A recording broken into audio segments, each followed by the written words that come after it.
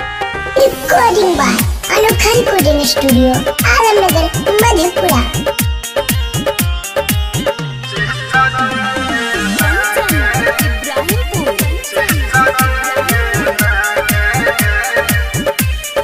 गे जान दिलावा हमर तोरले शीशा जे न गे दर्द करतै टूटल दिलावा सहब के न गे गे जान दिलावा हमर तोरले शीशा जे न गे दर्द करतै टूटल दिलावा सहब के गे जान दिलावा हमर तोरले शीशा जे न गे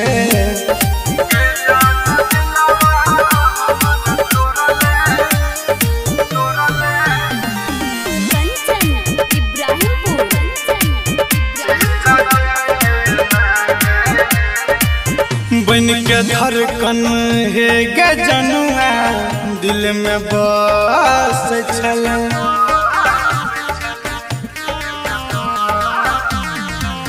बन के धड़कन हे गे जनुआ दिल में बस छल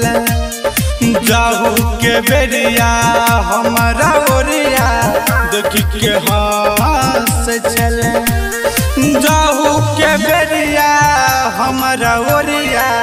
देख के हंस चल तू ही तलुटल हमर सबटा सुख चैन गे दर्द करतै टूटल दिलावा सहब के न गे गे जान दिलावा हमर तोरले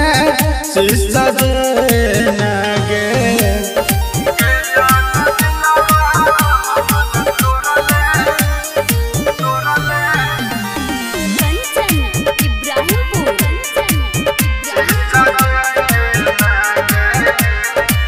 हमरा से दूर तोता भेले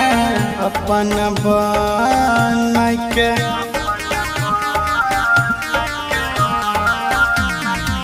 हमरा से दूर तोता भेले अपन बन के हमर आयुष के की मिलल बोल कान के शिवम विनोद के की मिलल बोल कान के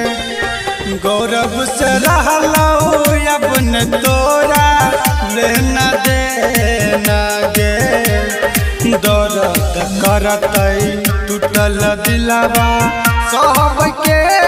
न गे गे जान दिलावा हमर तोरले शीशा जे